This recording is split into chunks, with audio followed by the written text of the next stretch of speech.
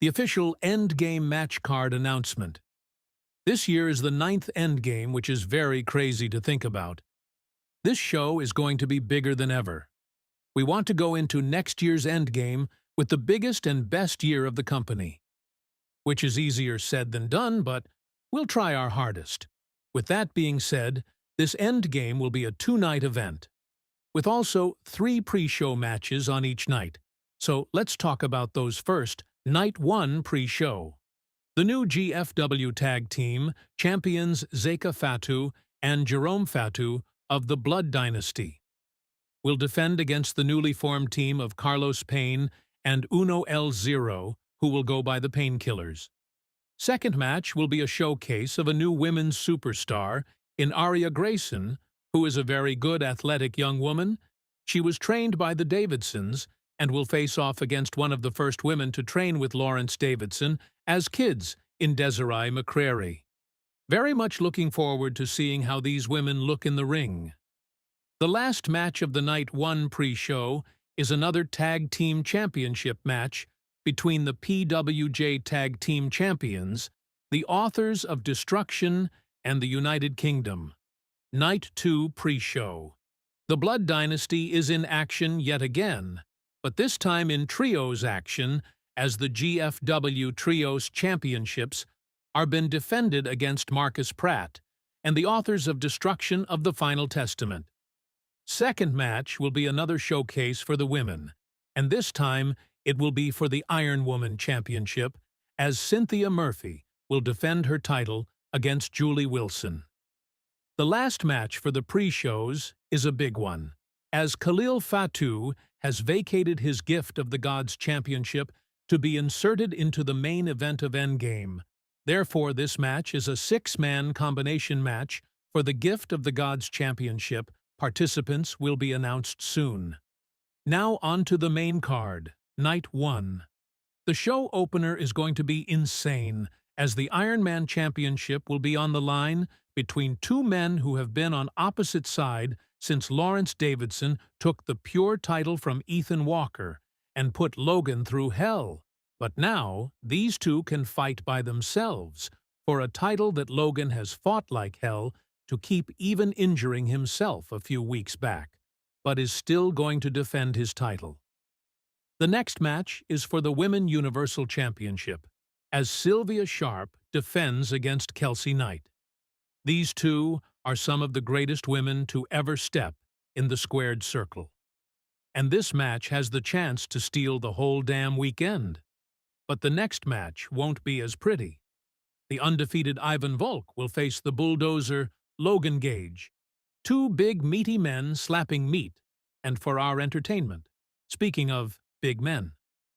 The son of GFW Hall of Famer Draven Harris, Tyson Harris will defend the GFW Global Championship against the first-ever SPW Championship, Kenny Matthews.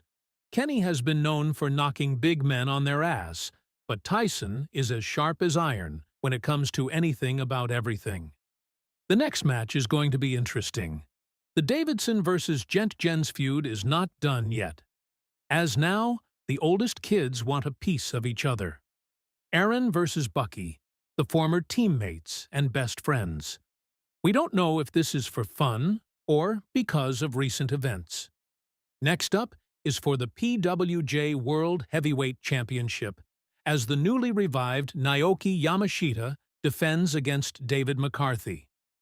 Yamashita has been incredible since returning.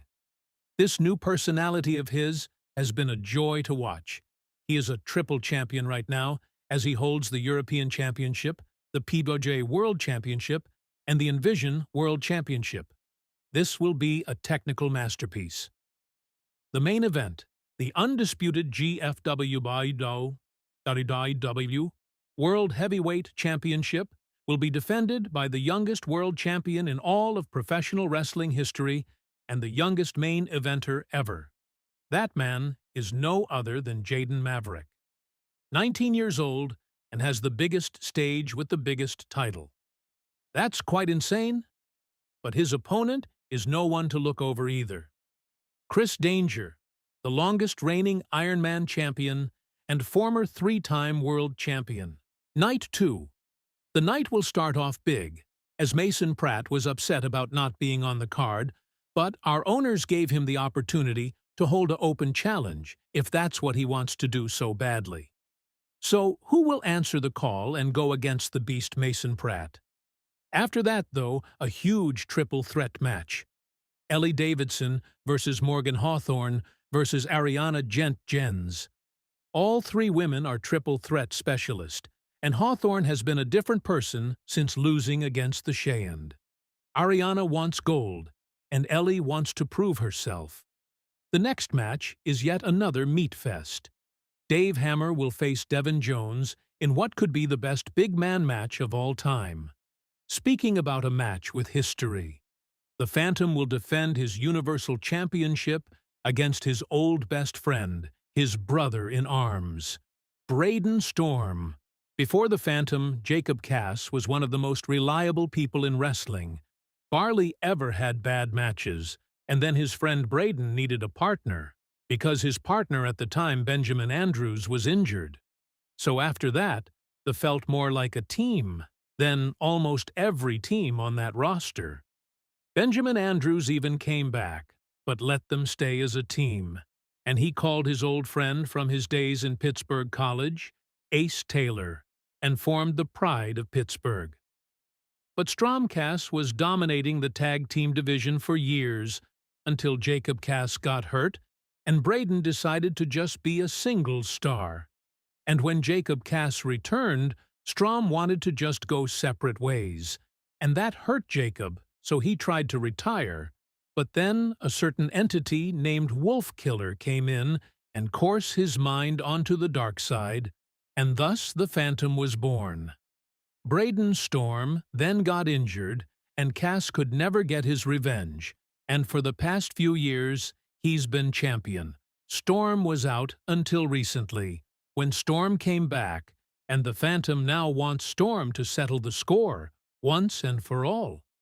The next match will be held under deathmatch rules, as the Ultraviolet Championship will be defended by Ryan Oxley and go against David Death. This match will surely not end with both men being the same. The semi-main event, the Women's World Championship, the Shined. She has been unstoppable for almost 3 years now, and had held that title down for just as long. But her opponent is a trailblazer for women's in GFW, the wife of one of the owners. But she didn't get special treatment. She's been retired for around 5 years, and came back and earned her way to the spot, proving that she can still go. But many believe this is a mistake on Alexa's part, because the Cheyenne shows no mercy and would love it to do more than just end the career of Alexis. But if Alexis can end this terror, she said she's gladly willing to die for it. The main event, the GFW Pure Championship. William Jens won that title back in December, and has yet to defend or even show up. Many fans are turning back on him, wishing Lawrence Davidson would have won instead, because in their words, at least he defended it. Wade Anderson has had to build this match all by himself, because William refuses to show up. And this pissed Anderson off to the point he threatened to leave if William did not show himself and accept this match. So William did, but via a satellite message, where he accepted, but the whole climate shifted as Kali Fatu, the Gift of the Gods champion, came out and bashed William for how poorly he's running things and how poor of a champion he is. Kali would then turn to Wade Anderson and say, "This should be our match." So Kali vacated his gift to God's title to be inserted in this match, making it a triple threat match for the Pure GFW Championship. This very well might be the greatest main event. If William doesn't show up, he will be stripped of the title, and it will just be Fatu versus Anderson. That is the card of the 9th Endgame. Thank you for being patient with us, and we hope you enjoy this show.